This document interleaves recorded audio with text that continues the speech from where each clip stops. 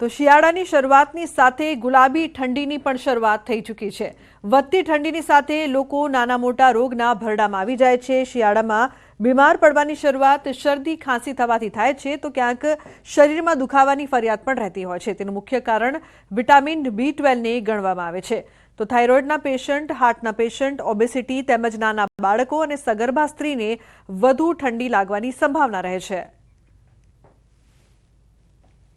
Season में डाइटनी बात करो तो हाईली न्यूट्रिशियस डाइट लेवी જોઈએ અને ગરમ ગરમ પૌષ્ટિક ખોરાક લેવો જોઈએ। ફ્રીજનો ઠંડો બાસી ખોરાક ના લેવો જોઈએ। પૌષ્ટિક ખોરાક લેવો જોઈએ અને ગરમ ગરમ ખોરાક લેવો જોઈએ અને ભરપૂર માત્રામાં ગરમ ગરમ દૂધનો સેવન કરવો જોઈએ। અને નાના બાળકોના, સિનિયર સિટીઝન્સ, પ્રેગ્નન્ટ લેડી, લો ઇમ્યુનિટી એ સબ ગ્રુપ્સને થોડો રિલેટિવલી વધારે ખ્યાલ રાખવો જોઈએ। अन्य समाचार कच्छथी अंजारमां लोको सुनावणीनो विरोध करता जोवा मळ्या। 20 ग्राम पंचायतना स्थानिकोनो विरोध। खानगी कंपनी माटे योजाई हती सुनावणी। लोक सुनावणी रद्द करवा स्थानिकोनी मांग छे। प्रांत अधिकारीए सुनावणी रद्द न करता रोष जोवा मळ्यो। स्थानिकोए सुनावणी स्थळे शरू कर्या धरણા। तो लोक सुनावणी रद्द करवा स्थानिको सतत मांग करी रह्या छे। तो प्रांत अधिकारीए सुनावणी रद्द न करता लोको गुस्से भराया हता। स्थानिकोए सुनावणी स्थळे धरણા शरू कर्या। अन्य महत्वपूर्ण समाचार मोरबीथी। मोरबीमां पाटीदार युवकोनी सामूहिक रीते गन लायसन्सनी मांगणी करी छे। मोटी संख्यामां पाटीदार समाजना युवको कलेक्टर कचेरीए एकत्रित थया छे અને સામૂહિક રીતે ફોર્મ ભર્યા તેમજ કલેક્ટરને આવેદનપત્ર આપીને રજૂઆત કરી।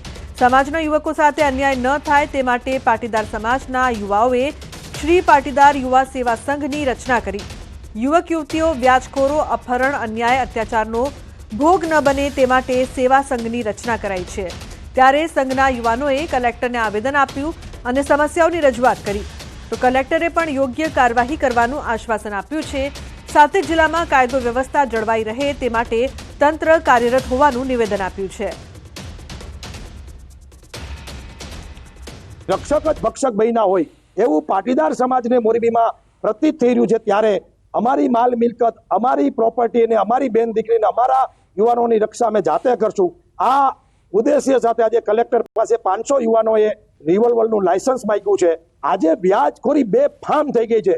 ગુંડાગીરી, લુખાગીરી, અપહરણ તમે જોવો તો જે ચોપડે નથી નોંધાતા એનો અર્થ એ તો નથી જ કે ભાઈ આવા કોઈ ગુના નથી બનતા। હું તો ત્યાં સુધી કહું છું મીડિયાના માધ્યમથી કે મોરબીમાં રોજ 10 વીઘા જમીન પટેલોની આ વ્યાજખોરો લૂંટી જાય છે।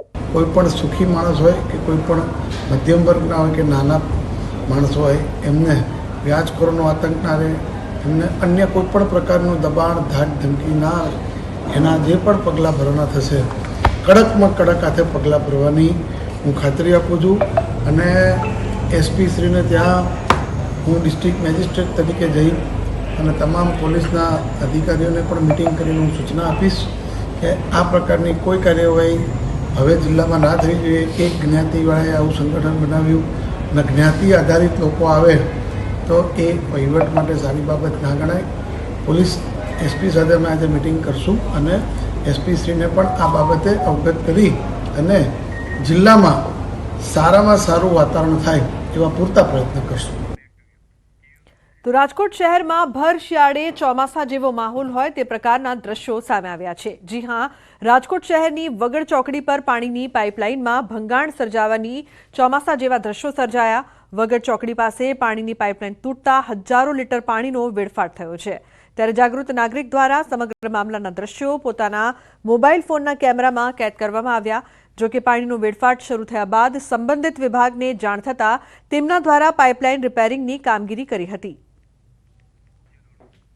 તો મહત્વનું છે કે વગડ ચોકડી પર પાણીની પાઇપલાઇનમાં ભંગાણ થયું હતું, જેના કારણે હજારો લીટર પાણીનો વેડફાટ થયો છે।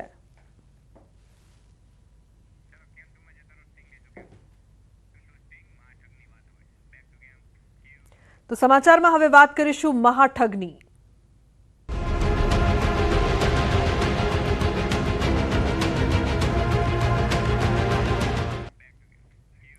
તો બીઝેડ ગ્રુપ કૌભાંડમાં સીઆઈડી ક્રાઇમની મોટી કાર્યવાહી। સીઆઈડી ક્રાઇમે કૌભાંડમાં વધુ 5 આરોપીઓની ધરપકડ કરી છે।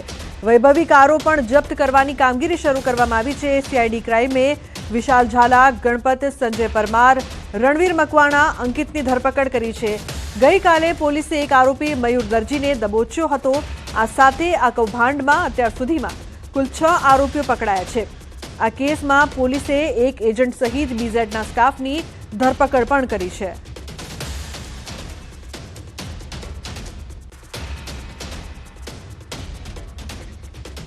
તો મહત્વનું છે કે હવે વધુ કાર્યવાહી કરવામાં આવી રહી છે. ઉલ્લેખનીય છે કે જે લોકોની ધરપકડ કરવામાં આવી છે તેમની પૂછપરછ કૌભાંડમાં અત્યાર સુધીમાં કુલ 6 આરોપીઓ પકડાયા છે.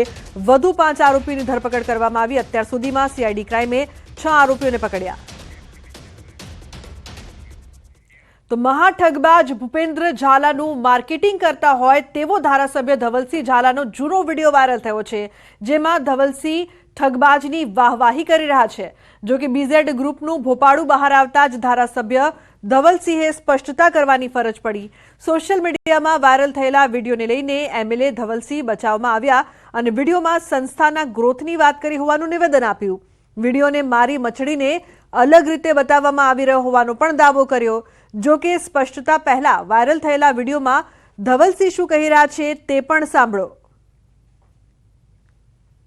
ખાસ તો અભિનંદન પાઠવા આવ્યો છું મારા મિત્ર ભૂપેન્દ્રસિંહ ઝાલા, અને આમ તો એમને એક સુંદર વાત કરું એમના માટે, 1 ના 2 કેવી રીતના થાય અને 2 ના 4 કેવી રીતના થાય, બરાબર, એમને ખૂબ સારું આવડે. એટલે અહીંના સ્ટાફ અને અહીંને એમની જોડે જોડાયેલા તમામ કહેવાય ને શૈક્ષણિક સંસ્થા સાથે જોડાયેલા તમામ લોકોએ ચિંતા કરવાની જરૂર નથી. પહેલી વાત, ઘણાને ક્યાંક થોડોક સંકોચ હોય, પરંતુ મેં એટલે જ ઉદાહરણ આપ્યું કે 1 ના 2 કેવી રીતના થાય. એમ આ કેમ્પસમાં ધારો કે 10-15 હજાર વિદ્યાર્થી હોય કે 5,000 વિદ્યાર્થી છે ને 25,000 સુધી લઈ જવા હોય કે 50,000 સુધી લઈ જવા હશે, તો તેનું આયોજન ભૂપેન્દ્રસિંહ ખૂબ સારી રીતે કરી શકશે. કારણ કે પૈસા જો ફાળવણી કરવાનું આયોજન કરી શકતા હોય તો 100% કરી શકવાના. તમામ નાગરિકોને કહેવા માંગુ છું કે જે પ્રકારે મારો વિડીયો ચાલ્યો છે ને એની અંદર જે વર્ણન કરવામાં આવ્યું છે ને એને ક્યાંક ને ક્યાંક ખોટી રીતે મારી મચડીને લોકો સમજી રહ્યા છે અને બતાવી રહ્યા છે ક્યાંક. તો એવા સંજોગોની અંદર સ્પષ્ટીકરણ સાથે કહેવા માંગુ છું કે એમાં મેં એ સંસ્થાના ગ્રોથની વાત કરી છે કે જે સંસ્થાની અંદર 1 થી વધારે 2, 2 થી વધીને 3 કે 4, એટલે 5,000 થી લઈ, અને એનું સ્પષ્ટીકરણ પણ એ જ વિડીયોમાં કીધું છે કે 5,000 થી લઈને 25,000 કે 50,000 સુધીની સંખ્યા વધે એવા ગ્રોથ અને વિશ્વાસ અપાવવાનું કામ કર્યું છે. અને એજ્યુકેશન નો વ્યક્તિ છું એટલે સ્વાભાવિક છે કે આ શૈક્ષણિક સંસ્થા સાથે જોડાયેલો છું, એટલે વિશ્વાસ અપાઈ અને ગ્રોથ થાય સંસ્થાનો તેના માટેની ચર્ચા કરી છે, નહીં કે બીજી કોઈ. આ વાતને બીજી રીતે કોઈએ લેવી નહીં એવી મારી તમામ લોકોને વિનંતી છે. તો રોકાણકારો સાથે કરોડોની છેતરપિંડી આચરનાર બીઝેડ ગ્રુપે રાજ્યના વિવિધ શહેરોમાં પોતાની ઓફિસ ખોલી હતી. સાબરકાંઠા, અરવલ્લી, મહેસાણા, અમરેલી સહિતના શહેરોમાં ઓફિસ ખોલી હતી. અરવલ્લીના મોડાસા, માલપુર સહિતના શહેરોમાં બીઝેડ ગ્રુપની ઓફિસ ધમધમતી હતી. તેમજ મહેસાણાના વિજાપુરમાં ઓફિસ ખોલીને છેતરપિંડી કરતા. તો અમરેલીના રાજુલામાં પણ એક ઓફિસ ખોલી હતી. રોકાણકારોને 3 થી 36% સુધીના વળતરની લાલચ આપતા. સાથે જ બીઝેડ ઇલેક્ટ્રોનિક શોરૂમ અને ટ્રેડર્સની 2 ઓફિસો ખોલવામાં આવી હતી.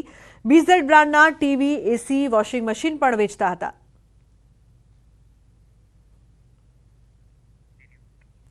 સમગ્ર કૌભાંડનો મુખ્ય આરોપી ભૂપેન્દ્રસિંહ ઝાલાની હાલ શોધખોળ ચાલી રહી છે. ત્યારે ભૂપેન્દ્રસિંહ ઝાલા વૈભવી લાઇફસ્ટાઇલ જીવતો લોકસભામાં પણ અપક્ષ ઉમેદવાર તરીકે ઊભો હતો. બાદમાં ફોર્મ પરત ખેંચ્યું હતું. તો આલિશાન બંગલામાં રહેવાનું અને લક્ઝરી કારનો પણ શોખીન હતો. રાજકીય નેતાઓ સાથે પણ વગ ધરાવતો હતો.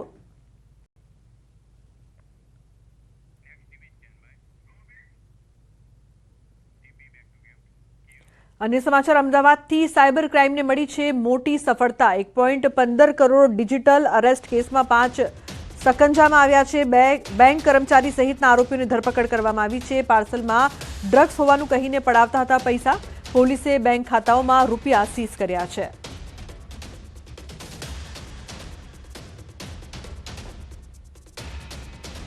જે પૈકી જે જીગર જોશી છે એમના HDFC અકાઉન્ટમાં આ ક્રાઇમની પ્રોસીડમાંથી 75 લાખ રૂપિયા ટ્રાન્સફર કરવામાં આવ્યા હતા અને 9 લાખ એમને ચેક દ્વારા વિડ્રો કરેલા હતા. એ 9 લાખ અમે એમની પાસેથી બરામદ કર્યા છે અને એમને સીઝ કરવામાં આવેલા છે પૈસા. આ ઉપરાંત જે અન્ય રકમ છે અત્યાર સુધીમાં ક્રાઇમમાં ટોટલ 62 લાખ જેટલી રકમ સીઝ કરવામાં આવી છે. જે એમના HDFC અકાઉન્ટમાં છે એમાં 59 લાખ સીઝ કરવામાં આવ્યા છે. તો પાણીપુરીમાં ચણા ન આપતા જીવલેણ હુમલો કરવામાં આવ્યો. સુરતમાં પાણીપુરીનો વેપાર કરતા પિતા પુત્ર પર જીવલેણ હુમલો. ડચ ગાર્ડન પાસે અસામાજિક તત્વોનો આતંક અહીં જોવા મળ્યો. પાણીપુરી ખાવા માટે ચણા ન આપતા 3 લોકોએ હુમલો કર્યો. અલ્તમસ, અયાન અને મુસ્તફા નામના માથાભારે યુવકોનો આતંક અહીં જોવા મળી રહ્યો છે. પાણીપુરી વેચનાર યુવકને 3 ટપોરીઓએ છરીના ઘા માર્યા. પુત્રને બચાવવા વચ્ચે પડેલા પિતા પર પણ હુમલો કર્યો. લોખંડના સળિયાથી યુવક અને તેના પિતાને માર્યો ઢોરમાર. પિતા પુત્રને મારી નાખવાની પણ ધમકી આપી. ઘટનાને લઈને ટોળું એકત્રિત થતા હુમલાખોરો ભાગી ગયા હતા. હાલ પિતા પુત્ર હોસ્પિટલમાં સારવાર હેઠળ છે. અઠવા પોલીસ સ્ટેશનમાં ફરિયાદ નોંધાતા પોલીસે 3 આરોપીને ઝડપી પાડ્યા છે.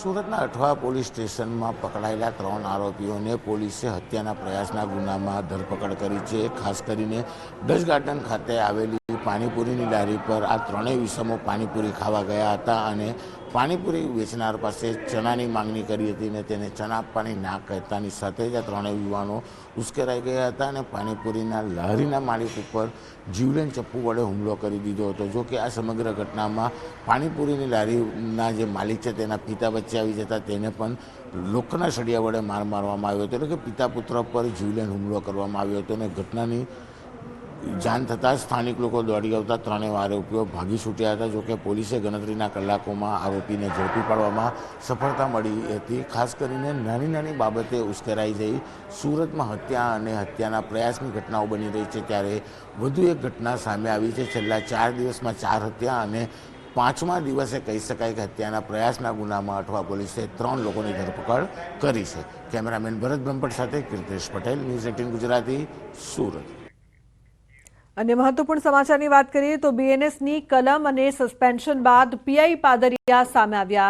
રાજકોટમાં જયંતિ સરધારા અને પીઆઈ સંજય પાદરિયા વચ્ચે થયેલ બબાલ મામલે પીઆઈએ અરજી કરી. પીઆઈ સંજય પાદરિયાએ તપાસ અધિકારી બીજે ચૌધરીને સંબોધીને અરજી કરી છે.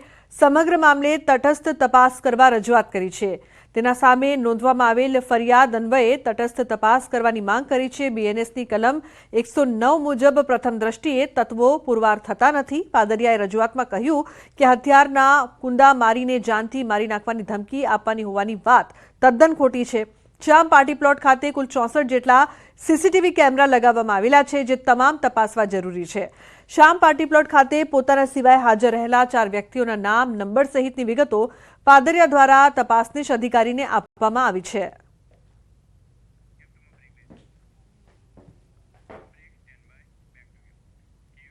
સમાચારનો પ્રવાહ યથાવત રહેશે. હાલ રોકાઈશું એક બ્રેક માટે. આપ જોતા રહો ન્યૂઝ 18 ગુજરાતી.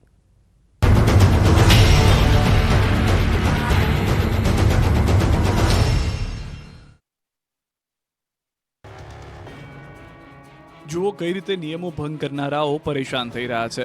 નિયમો તોડવાની સજા જોઈ લો. લાંબી કતારના દ્રશ્યો છે અમદાવાદની આરટીઓ કચેરીના.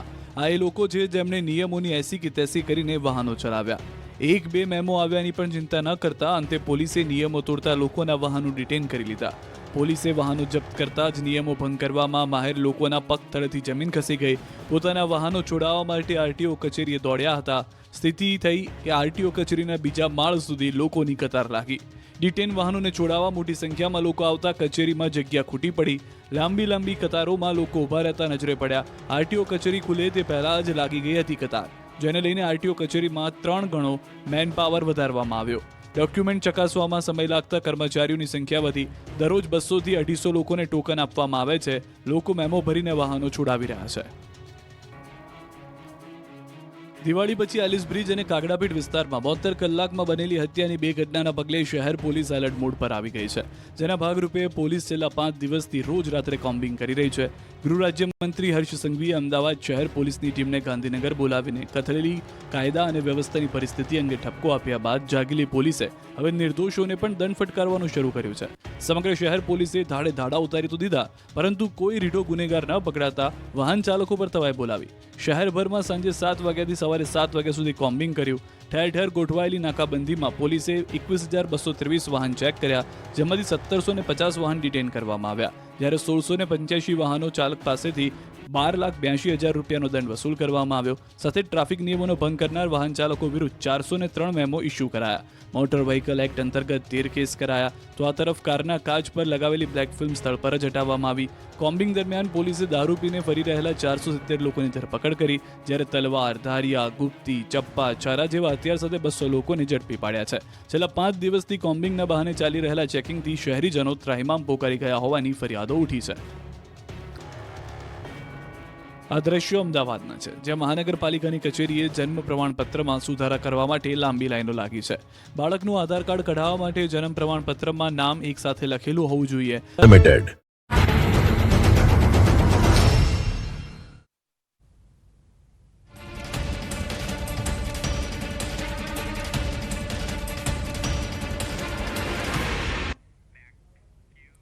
Welcome back. સમાચારમાં આગળ વાત કરીએ તો સૌ ભણે સૌ આગળ વધે સરકારનું આ સૂત્ર ક્યાંક પોકળ સાબિત થઈ રહ્યું હોય તેવું લાગી રહ્યું છે.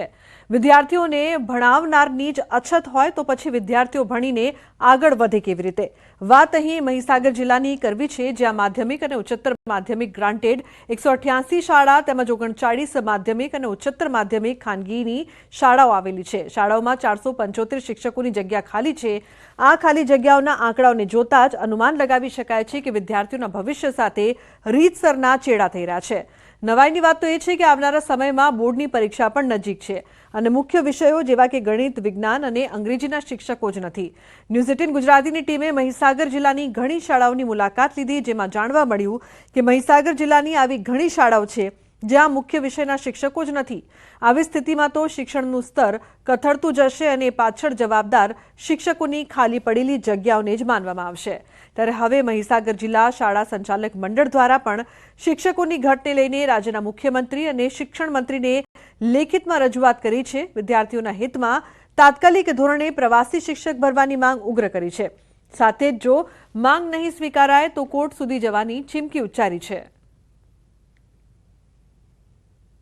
મહીસાગર જિલ્લામાં શિક્ષકોની ઘટને લઈને શાળા સંચાલક વિભાગ દ્વારા રજૂઆત કરવામાં આવી છે. સરકારમાં રજૂઆત કરી અને યોગ્ય શિક્ષકોની ભરતી કરે તેવી માંગ કરી છે. જો ભરતી નહીં કરવામાં આવે તો કોર્ટના દ્વાર ખટખટાવવામાં આવશે તેવી પણ ચીમકી ઉચ્ચારી છે. ત્યારે ન્યૂઝ 18 ગુજરાતી પહોંચ્યું છે ચુથાના મુવાડા ગામે, કે ત્યાં ઉચ્ચતર માધ્યમિક શાળા આવેલી છે. શિક્ષક છે, આચાર્ય સાહેબ છે, તેમની સાથે સીધી વાત કરીશું. સાહેબ, શું કહેશો? ઘણા એવા જિલ્લાની અંદર શિક્ષકોની ઘટ છે, વિષયોમાં પૂરતું જ્ઞાન આપી શકાતું નથી. કેટલા શિક્ષકોની ઘટ તમારા સ્કૂલની અંદર છે? માધ્યમિક વિભાગમાં 1 શિક્ષકની જગ્યા ખાલી છે, ગુજરાતી વિષય. ઉત્તર માધ્યમિક વિભાગમાં 2 વિષયની જગ્યા ખાલી છે, અંગ્રેજી અને ભૂગોળ. આવા શિક્ષકોની કેટલી ઘટ હશે જિલ્લાની અંદર અને કેવી અગવડ પડી રહી છે? વિદ્યાર્થીઓ પર કેવી માઠી અસર જોવા મળી રહી છે? બોર્ડની પરીક્ષા હવે ટૂંક સમયમાં યોજાનાર છે, ત્યારે મુખ્ય વિષયના શિક્ષકના અભાવે બાળકોના શિક્ષણ કાર્ય પર અસર પડી રહી છે. સરકારશ્રી આ અંગે ચોક્કસ નીતિ લાવી પ્રવાસી શિક્ષકની જે યોજના હતી એ પ્રમાણે કોઈક આયોજન ગોઠવે તો બાળકોને યોગ્ય ન્યાય આપી શકાય. પ્રવીણ વિદ્યાલય ચુથાના મોડામાં માધ્યમિક વિભાગમાં 1 જગ્યા ગુજરાતીની ખાલી છે અને હાયર સેકન્ડરી ઉચ્ચતર વિભાગમાં 2 જગ્યાઓ ખાલી છે. એમાં એક અંગ્રેજી વિષય અને બીજો ભૂગોળ વિષયની જગ્યા ખાલી છે. અત્યાર સુધીમાં એ વિષયોની ભરતી થઈ નથી. આવા મુખ્ય વિષયોની જો ઘટ હોય શિક્ષકોની તો બાળકોના શિક્ષણ પર બહુ માઠી અસર પડે છે અને એ પૂરતું જ્ઞાન એમને મળી શકતું નથી. એટલે સરકારને વિનંતી કે આ વિષય ઘટતું કરે અને બાળકોના હિતમાં નિર્ણય કરે. અંગ્રેજી વિષય મારું માધ્યમિકમાં ભરતી થયેલી છે અને હાયરમાં પણ 11-12ના અંગ્રેજી વિષયના પીરિયડો લેવા પડે છે અને અમે વિદ્યાર્થીઓને પૂરેપૂરો ન્યાય આપવાનો તો પ્રયત્ન કરીએ જ છીએ, પણ કાર્યભાર ઘણો જ વધી જાય. મહીસાગર જિલ્લાની સ્કૂલો આવેલી છે, તેમાં મુખ્ય જે વિષય કહી શકાય ગણિત, વિજ્ઞાન, અને અંગ્રેજી વિષય કહી શકાય તેવા વિષયોની શિક્ષકોની ઘટ હોવાના કારણે વિદ્યાર્થીઓ પર માઠી અસર પડી રહી છે. બોર્ડની પરીક્ષા આવી રહી છે અને બોર્ડની પરીક્ષામાં શું લખશે તે પણ એક સવાલ અહીંયા જોવા મળી રહ્યો છે, જેથી કરીને જલ્દીથી જલ્દી જે શિક્ષકો છે તેમની ભરતી કરવામાં આવે તેવી માંગ અહીંના શાળા સંચાલક દ્વારા કરવામાં આવી રહી છે. ત્યારે હવે ક્યારે શિક્ષકોની ભરતી કરવામાં આવે છે તે જોવું રહ્યું. મિતેશ ભાટિયા, ન્યૂઝ 18 ગુજરાતી, મહીસાગર. વહેલામાં વહેલી તકે શિક્ષકોની ભરતી થાય અને માટે છેવટે પ્રવાસી શિક્ષકો, આમ તો પ્રવાસી શબ્દ બરાબર નથી, કાયમી ભરતી હોવી જોઈએ, છતાં પણ પ્રવાસી શિક્ષકો મૂકીને પણ આ શિક્ષકોનું, આ વિદ્યાર્થીઓનું હિત ના જોખમાય અને માટે સરકારશ્રીને વિનંતી કરીએ છીએ. તો એક તરફ સરકાર આદિવાસી બાળકોના શિક્ષણની ચિંતાના મોટા મોટા દાવા કરી રહી છે, ત્યારે આ દ્રશ્યો આ દાવાને પોકળ સાબિત કરી રહ્યા છે. વાત છે છોટાઉદેપુરના નસવાડી તાલુકાના અંતરિયાળ ગામોની, જ્યાં ખોડિયા ગામે પ્રાથમિક શાળાની દયનીય હાલત છે. બાળકોને ભણવા માટે પૂરતા ઓરડા પણ નથી, છતના પતરા પણ ઉડી ગયા છે, જેથી બાળકો પણ ભયના ઓથાર નીચે અભ્યાસ કરી રહ્યા છે. એટલું જ નહીં, શાળામાં એક જ મહિલા શિક્ષક છે જે 1 થી 5 ધોરણના તમામ બાળકોને ભણાવે છે, અને એ પણ 1-2 મહિના નહીં, પરંતુ છેલ્લા 1 વર્ષથી એક જ શિક્ષક તમામ બાળકોને અભ્યાસ કરાવે છે. બાળકો પર પૂરતું ધ્યાન પણ નથી આપી શકાતું. ગરીબ આદિવાસી બાળકો સાથે જાણે અન્યાય થતો હોય તેવું લાગી રહ્યું છે. શાળામાં એકલી જ છું. એક બેન હતા, જ્યારે હું અહીં આવી એટલે છૂટા થઈને જતા રહ્યા, અને બાળકોની સંખ્યા બાલવાટિકાથી ધોરણ 5 સુધીની સંખ્યા લગભગ 45 છે. એટલે હું એકલી હોવાને કારણે અત્યારે છોકરાઓને પૂરતો ન્યાય આપી શકતી નહીં. જો સરકાર અત્યારે જિલ્લા ફેરના જે કેમ્પો થાય છે તેમાં સરખો નિર્ણય કરે અને બધા એકતરફી શિક્ષકોને જે થઈ રહેલો અન્યાય સામે કશું પરિપત્ર કરીને ઠરાવ કરે અને ત્યાર પછી ભરતી કરે, તો ભરતીમાં નવા શિક્ષકો આવે. નિશાળની અંદર એક જ ઓરડો છે, 40 થી 45 છોકરા આવે છે અને બીજા ઓરડા તૂટી ગયા છે. કેટલી વારંવાર રજૂઆત કરી છે, પણ આજ સુધી કોઈ આની કોઈ તકેદારી લીધી નથી. છોકરાનું શિક્ષણ બગડે છે. નિશાળમાં એક જ બેન છે, બીજા શિક્ષકની જરૂર છે, પણ અત્યાર સુધી કોઈ શિક્ષક નહીં મેક્યો. એના લીધે અમારા છોકરાઓનું શિક્ષણ કાચું રહી જાય છે. એક બેન છે અને 45 છોકરા છે, એટલે અમુક વિષયો છૂટી જાય તો છોકરાને કંઈ આવડતું નથી. આના માટે કંઈક આગળ કાર્યવાહી કરો તો સારું છે. ઘટતા 786ની આજુબાજુ અમારું મહેકમ છે, એમાંથી 1 થી 5માં 275 જેટલી જગ્યા ખાલી છે, અને ભાષા, ગણિત, વિજ્ઞાન અને સામાજિકની અંદર 59 જેટલી જગ્યા, આમ કુલ 334 જેટલા શિક્ષકોની ઘટ નસવાડી તાલુકામાં છે. નસવાડી તાલુકાના ખોડિયા પ્રાથમિક શાળાએ ન્યૂઝ 18 ગુજરાતીની ટીમ પહોંચી છે. આપણે તસવીર બતાવવા માંગીશું. આજે ખોડિયાની જે પ્રાથમિક શાળા છે કે તેમાં અંદાજે 50 જેટલા બાળકો અભ્યાસ મેળવે છે. 2 શિક્ષકની મહેકમ છે, પરંતુ આ જે શાળાની અંદર માત્ર એક જ શિક્ષક અભ્યાસ આપી રહ્યા છે. આપણે અંદરના દ્રશ્યો બતાવવાના પ્રયત્ન કરીશું કે આ એક જે શિક્ષિકા છે કે જે બાળકોને અભ્યાસ આપી રહ્યા છે. 1 થી 5ની શાળા છે, બાલવાટિકા, આમ 6 ધોરણ થાય, પરંતુ આજે એક શિક્ષિકા તમામ બાળકોને અભ્યાસ આપવા મજબૂર છે. આજે બોર્ડ જે લગાવ્યું છે, બ્લેક બોર્ડ છે, તેની ઉપર શિક્ષિકા લખી રહ્યા છે, અને બીજું કે ઉપર ધોરણ ને વિષય લખેલો છે. આપણે એ બતાવવા માંગીશું કે ધોરણ લખેલું છે, તેમાં પણ બાજુમાં બાલ 1, 2, 3, 4 ને 5 આમ સલંગ તમામ ધોરણો આ એક જ શિક્ષિકા અહીંયા આપી રહ્યા છે, અને ખુદ જણાવી રહ્યા છે કે બાળકોને ન્યાય આપી શકતા નથી. જ્યારે અન્ય શિક્ષકની ભરતી કરવામાં આવે, આ એક શાળા નથી, પરંતુ છોટાઉદેપુર જિલ્લાના અનેક શાળાઓની અંદર આ જ પરિસ્થિતિ છે. બાળકોને પૂરતો અભ્યાસ મળતો નથી. સરકાર જે દાવાઓ કરે છે કે છેવાડાના માનવી સુધી વિકાસ પહોંચ્યો છે, છેવાડાના માનવી સુધી જે શિક્ષણ પહોંચ્યું છે, પરંતુ શું આપ જોઈ શકો છો કઈ રીતે બાળકો અભ્યાસ મેળવે? જ્યારે એક જ બેન્ચીસ પર બેસીને તમામ જે વિષયના વિદ્યાર્થીઓ છે હાલ અભ્યાસ મેળવી રહ્યા છે. એટલે ચોક્કસથી આજે ગામના લોકો, શિક્ષિકા, તમામ લોકો કહી રહ્યા છે કે હવે ખરેખર આ જે શાળાઓની અંદર શિક્ષકોની ભરતી કરવામાં આવે અને જે બાળકોને ભાવિ સુધારવામાં આવે તે ખૂબ જરૂરી બન્યું છે. સેજબ ખત્રી, ન્યૂઝ 18 ગુજરાતી, છોટાઉદેપુર. તો ભણશે ગુજરાત, આગળ વધશે ગુજરાત, પરંતુ વિદ્યાર્થીઓને ભણાવનાર શિક્ષકોની જો ઘટ હશે તો કઈ રીતે આગળ વધશે ગુજરાત? ન્યૂઝ 18 ગુજરાતીએ શિક્ષકોની ઘટ વિશે વધુ માહિતી એકત્રિત કરવા પંચમહાલ જિલ્લાના શાળાઓની મુલાકાત લીધી.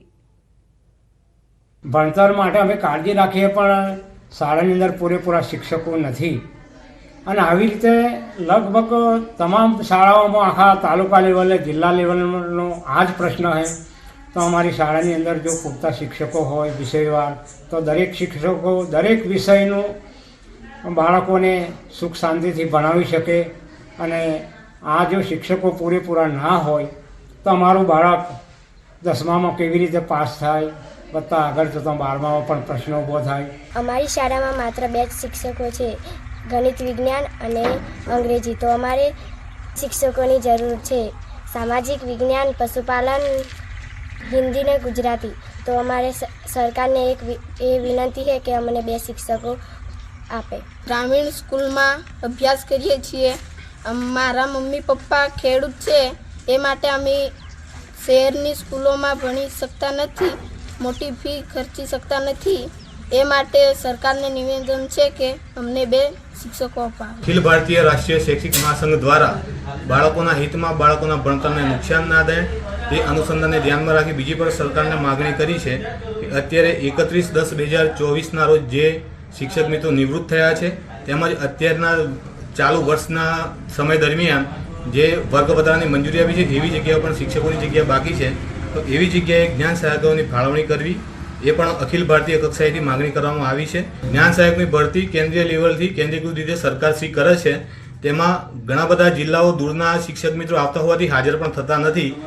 સમજો કે સુરત અને વલસાડ જિલ્લામાંથી આવતા હોય તો પંચમહાલ છે અથવા તો પછી કચ્છ છે એવા અંતરિયાળ વિસ્તારોમાં એ હાજર થતા નથી. તો ત્યાં પણ બાળકોનું શિક્ષણ કાર્ય બગડે છે. એટલે આપણે અખિલ ભારતીય રાષ્ટ્રીય શૈક્ષિક મહાસંઘ વતી એવી પણ માગણી કરવામાં આવી છે કે જિલ્લા કક્ષાએથી ભરતી કરવામાં આવે.